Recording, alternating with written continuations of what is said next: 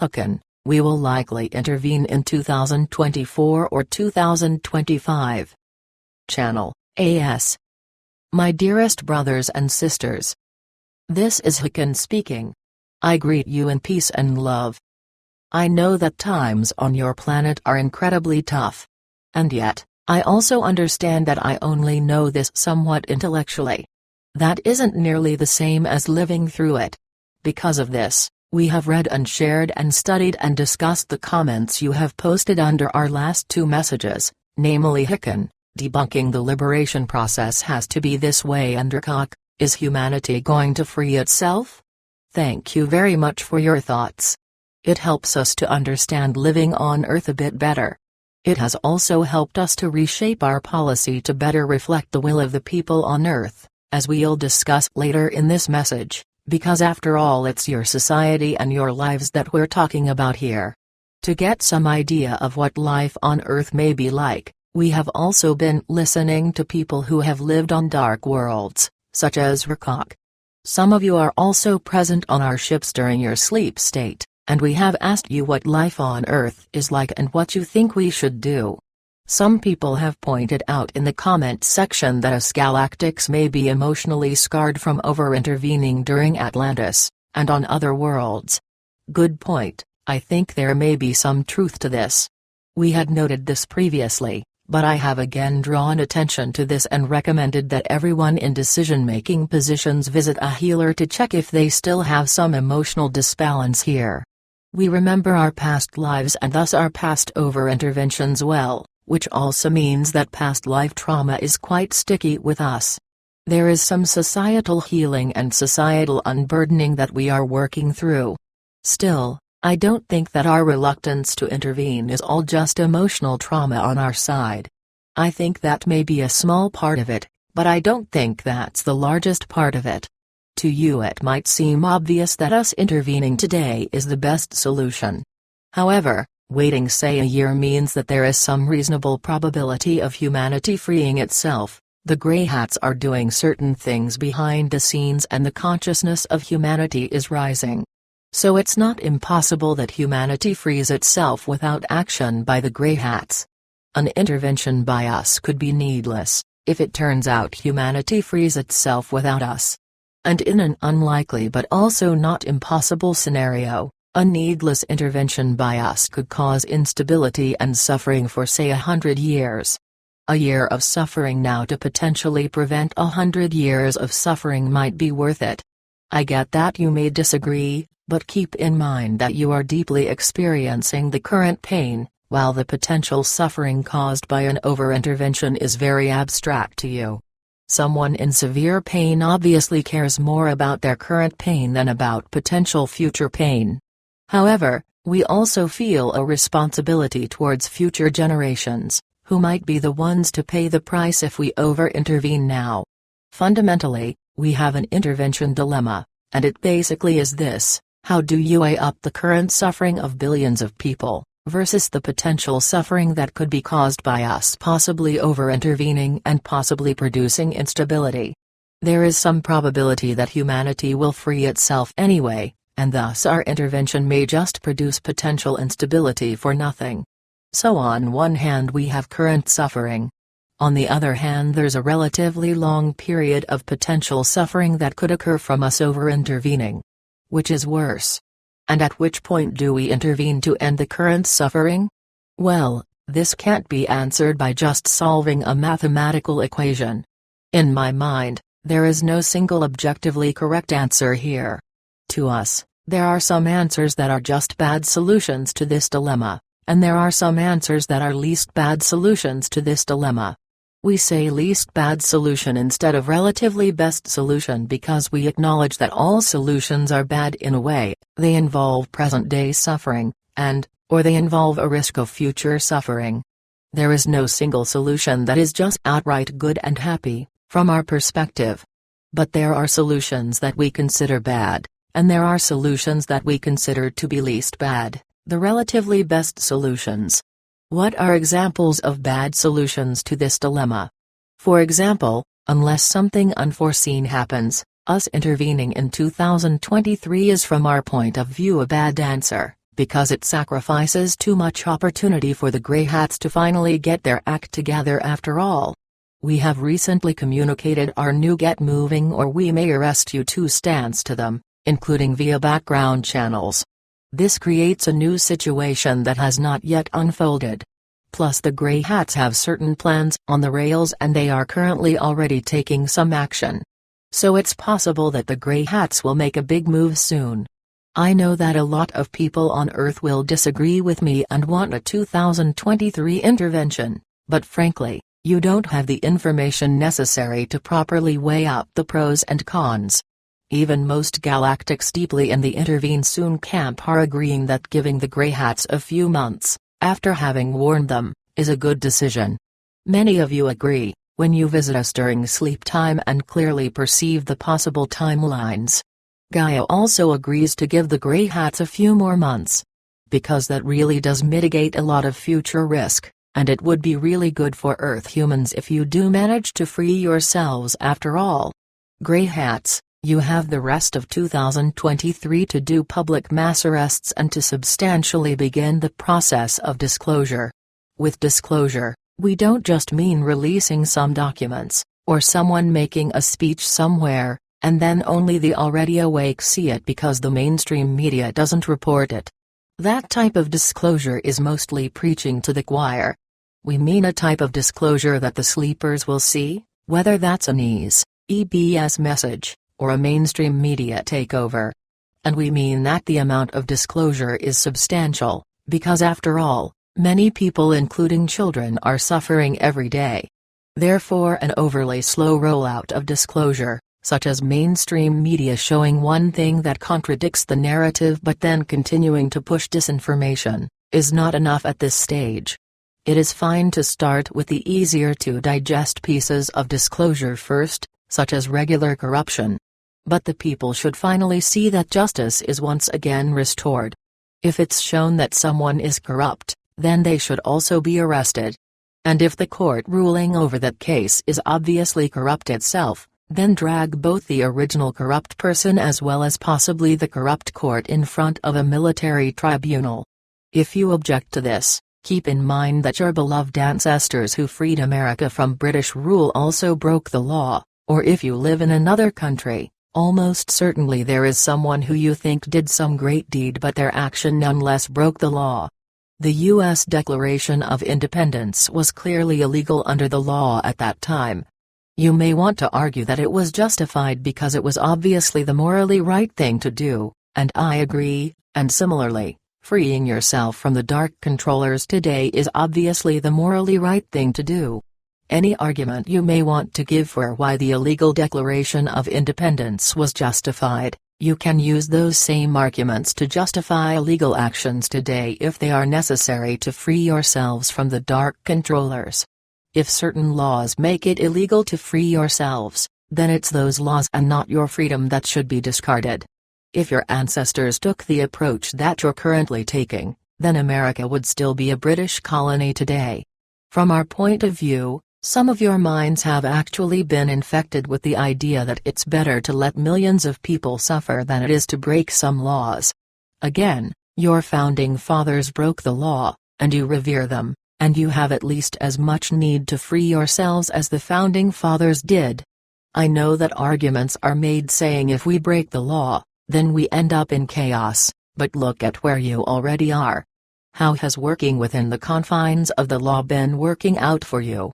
Frankly, from our point of view it's not the breaking of certain laws, but the suffering of millions that should alarm people and cause immediate concern. From our point of view it's obvious that the suffering of millions should weigh more heavily than certain laws. After all, laws aren't living things. People are. So the well-being of people should be more important than the well-being of laws. Sure, laws can help to create well-being for the people, but if laws stop you from freeing the people, then it's obvious that your living and breathing brothers and sisters are more important than ink on a page. Practically speaking, laws function mostly as a control, defense mechanism of the dark controllers. And the dark controllers themselves certainly aren't letting laws stop them from doing what they want to do. And if you want to make an argument saying if we break the law, We're no better than they are. Do you think that your founding fathers were no better than British rule? Because your founding fathers broke the law. Probably you don't think your founding fathers were as bad as British rule was.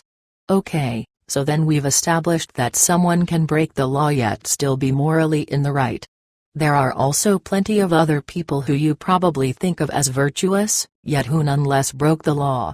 So clearly those who break the law aren't automatically as bad as the dark controllers are.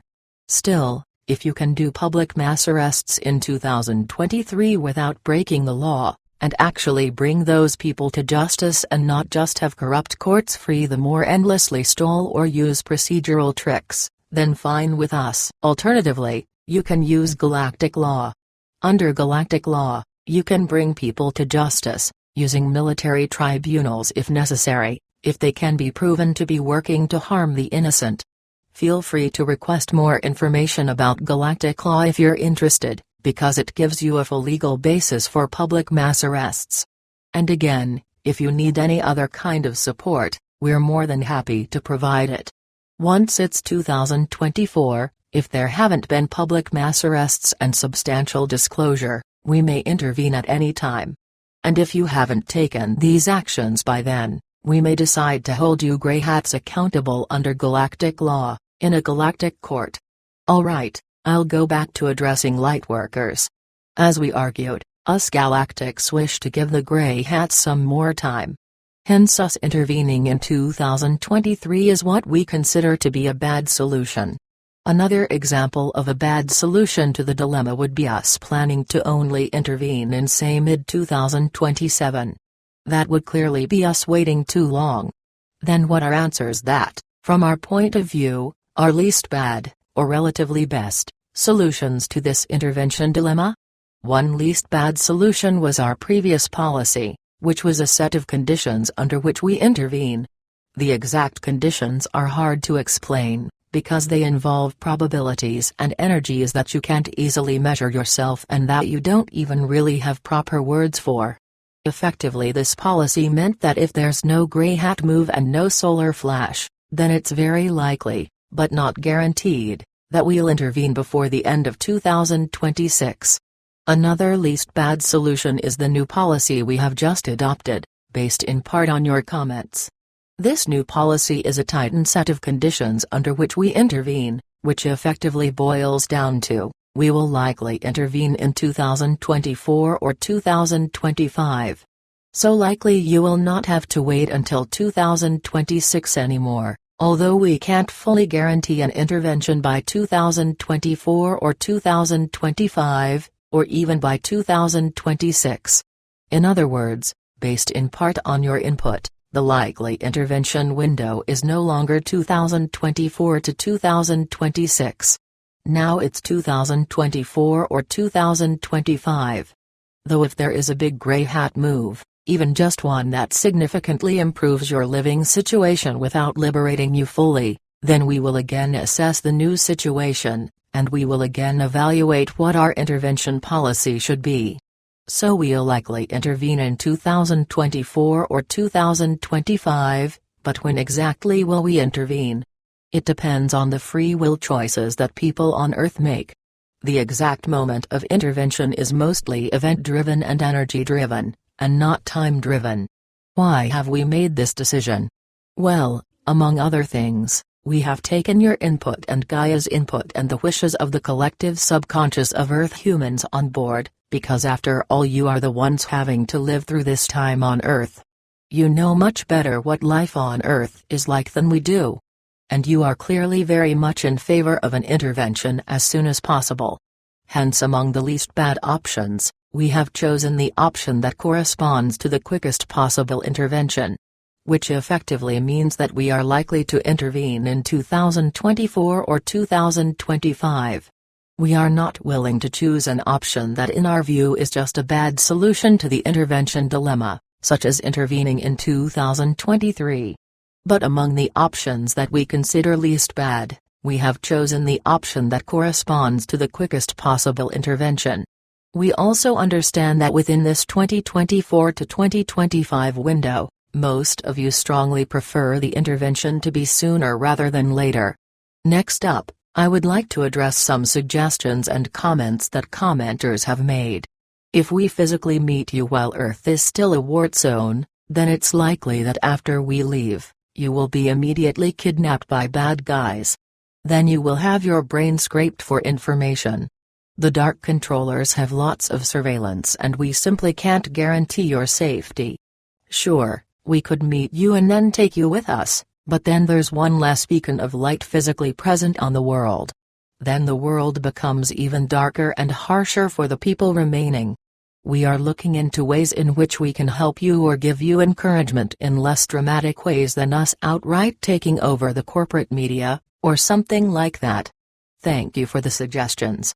We had already asked Source what specifically we should do, and Source has instructed us to make our own decision, so long as humanity is freed in the near future. 2026 still qualifies as near future in the context of this request from Source. Source tends to want creation to make their own choices, as is the case now. If we intervene, then that wouldn't be us going against Source's wishes. Yes, there is a divine plan, and it is simply that Earth will be free, and if we intervene and help free Earth, then that's how the divine plan unfolds. The divine plan isn't at the state there will be a solar flash. The divine plan is just that Earth will be free, and us intervening wouldn't be us messing up the divine plan. If we intervene, then that is the fulfillment of the divine plan. If there's a solar flash, then that is the fulfillment of the divine plan. If the Grey Hats get their act together and humanity is freed that way, then that is the fulfillment of the divine plan. In fact, there might not be a solar flash at all, because perhaps you can be liberated without it. After all, the solar flash would kill a lot of people. You can't just take a person deeply rooted in 3D and send him such a strong energetic pulse that he is shot right into 5D, and expect him to be fine after instantly jumping 2 dimensions.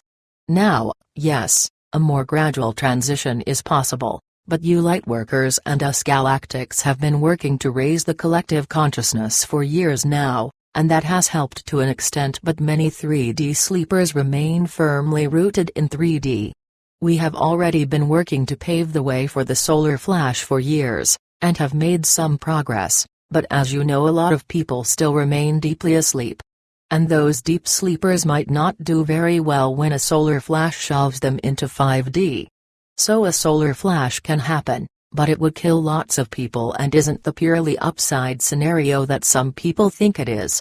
Alternatively, Source could split the timelines, which means that the sleepers and the awake are physically separated forever.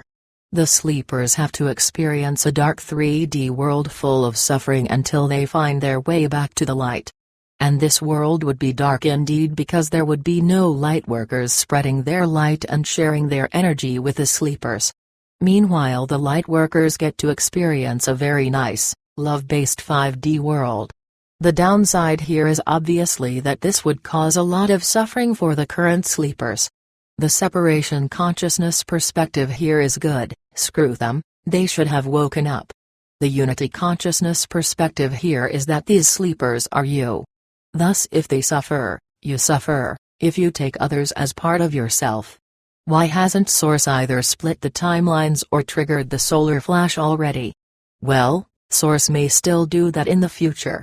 However, so far Source hasn't done that because the whole point is that there has been enough death and suffering already. And frankly, us galactics haven't given up on the current sleepers. If we intervene and then spend some face-to-face quality time with the sleepers, then we will be able to wake a whole lot of them up. If loving and super advanced humans from another world, with wondrous technology and psychic abilities, tell them that something is true, then I'm sure that even the current sleepers will be inclined to consider that. Moreover, we can help to relieve people's suffering and thus get them out of their current emotional survival mode, which should make them more open-minded as well. If we intervene, then there may not need to be a solar flash or splitting of timelines. I get that many of you are looking forward to the solar flash, but if we can help free you and help uplift humanity and help wake the vast majority of people up, then you already have the things that you are hoping to get through the solar flash, right? Ultimately, many of you came here not because Earth is such a fun time, but because you wanted to help as many of the lost people on Earth as possible. Well, so do we, and this is that time. Some of you think that the future can be predicted with 100% accuracy. For example, we will have a solar flash or people will be freed during this year, but that's not how it works. If that was possible, then effectively you would have no free will. And if the situation is chaotic and unpredictable, as indeed it is on Earth, then it only makes sense to have different plans on the shelf, so that you can use the one that's most appropriate when the time comes. It happens somewhat frequently that Earth humans have a genuine vision, dream or precognition that some specific thing is going to happen, possibly at some specific date. But then the Earth human doesn't realize that they only foresaw a strong possibility, not a certainty. They only foresaw a possible future, not a guaranteed future. The only thing that's really certain is that you will be free in the near future, because Source has decreed it, and if necessary Source itself can just cause that to happen. So that will happen. But beyond that, there are many scenarios open. Will there be a cataclysm that forces us to evacuate Earth? Maybe. Will there be a solar flash? Maybe. Will there be a splitting of realities? Maybe. Will the Grey Hats get their act together? Maybe. If there is a solar flash, then when will that happen? We don't know. Next up, someone asked, why haven't the Grey Hats just accepted your offer of support and done the public mass arrests? Good question. Now it is possible that they will accept this in the future. Still, it is frankly a bit frustrating to me that our offer hasn't been accepted yet, because in my view this would be the obvious solution. Now, not every Grey Hat has the same perspective. For example, Trump has a different perspective than a mostly good-hearted American general. And a non-American Grey Hat has yet another perspective. But in general, what we're often told is one of the following: we have the situation in hand, we don't need your help. We just need a bit more time for people to wake up, certain things to happen, and then we'll pull the trigger. The waking up process, and doing this legally, just takes some amount of time. Also, our AI has told us that our plan is going to work. It isn't real AI, it's more like an advanced chat GPT, and it isn't as accurate as the Grey Hats think. We are going to resolve the situation before the point when you say you will intervene, so there is no problem. I'm a military person, it's not up to me to unilaterally decide to arrest certain politicians. If I did, that would be a military coup. Giving the green light for these mass arrests is up to the President, Prime Minister, courts, elected representatives of the people. I'm not going to go rogue and act unilaterally. I am going to follow the chain of command, the civilian leadership. What we think is really going on is some combination of the Grey Hats not wanting to give up their position of privilege, control, having vastly more knowledge and wealth and medical technology than the average person, the Grey Hats being too stubborn and prideful to admit that their let people suffer to wake them up plan isn't working, because the more that people suffer, the more they enter a psychological survival mode and the more close-minded they become. Admitting this mistake would mean facing the reality that their plan to let the people suffer wasn't the right one, which would be a psychologically tough thing to accept. The Grey Hats thinking that their country is amazing and should be able to fix their problems without outside help from us galactics. The Grey Hats not fully believing that we're at some point actually going to intervene and hold them to account, despite what we tell them. The Grey Hats having committed past crimes, or at the very least having allowed the Black Hats to kill people through inaction and through a failure to uphold their oath and responsibilities. The Grey Hats realize that if all is revealed and all the criminals are arrested, then other Earth humans may hold them accountable too. Some of the higher-up Grey Hats are a bit narcissistic, and they wish to be remembered as the person or one of the few people who freed humanity, and thereby get all that love and adoration, and also forgiveness for their own past crimes and inaction. Whereas even if we just support Earth's liberation a bit, then obviously the headlines are going to focus on the Galactic Confederation helping Earth, and not focus on how amazing this particular Grey Hat is and that it was him who freed Earth. Now, personally we don't care about the credit and we're fine with not being credited at all. However, at least a few soldiers or cops are going to realize that they're getting active extraterrestrial help with the mass arrests, and of course when all the bad guys are arrested those people are going to talk about their extraterrestrial help. And then the headlines are going to talk about how the Galactic Confederation helped to free Earth, and not talk as much about how amazing this particular Grey Hat is and how he single-handedly freed everyone. So yes, it's unfortunate. We're hoping that our recent warning to them is a sufficient wake-up call. It's possible that it will be. Some Grey Hats also fear that we'll hijack their mass arrest action and that we'll somehow seize control of Earth for ourselves, or that we'll demand concessions from them afterwards for the help we offered. We get that this is how it often works on Earth, but we don't play that game. Frankly, if our secret agenda was to rule you or steal your resources, then we could and would have seized control of Earth many years ago. If we were secretly evil, then we wouldn't have spent all this time observing, waiting, supporting you, doing background operations to help you and sending high-vibration energy to stabilize Earth. We help simply because it's the right thing to do, because you are our brothers and sisters, and in your specific case because Source asked us to. Admittedly, helping you might help us strategically as well, because once you've caught up spiritually and technologically then it is likely that you'll be both good-hearted as well as powerful. And then you could become a valued member of the Galactic Confederation, who we can work together with in the future as equals. Becoming members of the Galactic Confederation will be beneficial for you as well. But if you don't wish to be members of the Galactic Confederation, that's completely fine. We're not going to force you to do anything. We're not going to demand payment or demand political concessions. In general, this is how the Galactic Confederation has become large and powerful. It turns out that if beings are free from pain and coercion and fear, they tend to be good-hearted. So if we just help people freely, for no payment whatsoever, then often in the future they will choose to become members of the Galactic Confederation. But we don't force them to become good-hearted, or to become members of the Galactic Confederation. We just help them. Some people we've helped haven't become members of the Galactic Confederation, and that's fine. We haven't demanded any payment or political concessions from them. Our society is post-scarcity and we have everything we need, hence giving away things doesn't harm or diminish us. So, the bottom line of today's message is that we will likely intervene in 2024 or 2025, if there's no Grey Hat move or solar flash.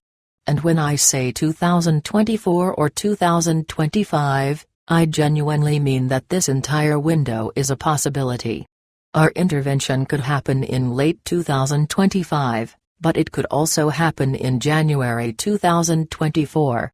It really depends on the free will choices that humanity makes.